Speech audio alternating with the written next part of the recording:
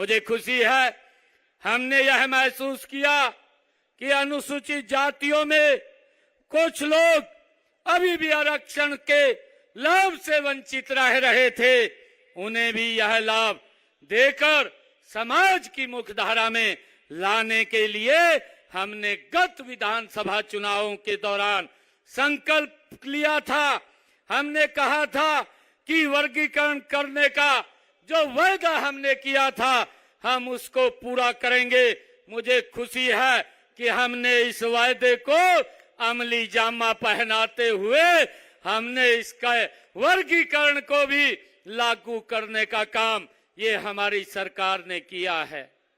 भाइयों, मुझे खुशी है कि हर सरकारी सेवाओं में सीधी भर्ती में हमारे अनुसूचित जाति के लिए आरक्षित 20% कोटे में से आधा 10% कोटा वंचित समाज अनुसूचित जातियों के उम्मीदवारों के लिए भाइयों आरक्षित किया गया है। मुझे ये भी खुशी है कि यदि वंचित अनुसूचित जातियों के उपयुक्त उम्मीदवार उपलब्ध नहीं है तो शेष रिक्त पदों को अन्य अनुसूचित जातियों के उम्मीदवारों में से ही भरा जाएगा। यदि अन्य अनुसूचित जातियों के उपयुक्त उम्मीदवार उपलब्ध नहीं है तो शेष रिक्त पदों को भरने के लिए वंचित अनुसूचित जातियों के उम्मीदवारों पर ही विचार किया जाएगा। इससे पहले हमने अनुसूचित जातियों को प्रथम एवं द्वितीय श्रेणी में पदों में 20% आरक्षण प्रदान ये किया है।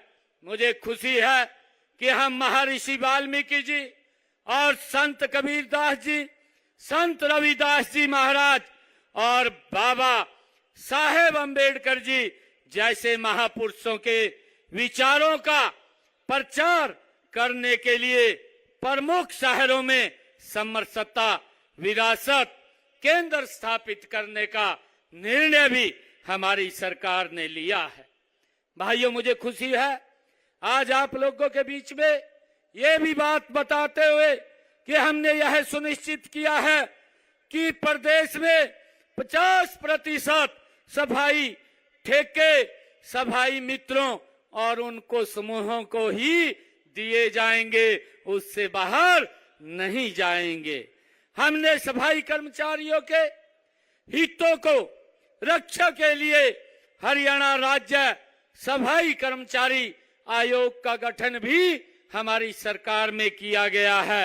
हमने तीसरे कार्यकाल में सफाई कर्मचारियों का वेतन जो 16,000 से 17,000 रुपए था अब उसको बढ़ा करके 26 से 27,000 रुपए करने का ये संकल्प ये हमारी सरकार ने लिया है। हमने ये भी निर्णय किया है कि सफाई कर्मियों की ड्यूटी पर अगर मृत्यु होने की स्थिति में 5 लाख रुपए सीवरेज में काम करते हुए अगर दुर्घटना हो जाती है तो 10 लाख रुपए बीमे का प्रावधान भी ये हमारी सरकार ने किया है। हमने एजेंसियों के माध्यम से कार्यरत 5,000 से अधिक कर्मचारियों को संबंधित पालिका के रोल पर लिया है। देश के किसी भी सरकारी कॉलेज में इंजीनियरिंग की पढ़ाई करने वाले हमारे अनुसूचित जाति के हरियाणा के विद्यार्थियों को पूर्ण छात्रवृत्ति देने का संकल्प भी ये आपकी सरकार ने लिया है। बड़ी खबरों से जुड़े रहने के लिए लाइक करें, सब्सक्राइब करें यूट्यूब पर सच को हिंदी चैनल और बेल आइकन दबाकर पाएं लेटेस्ट अपडेट सबसे पहले।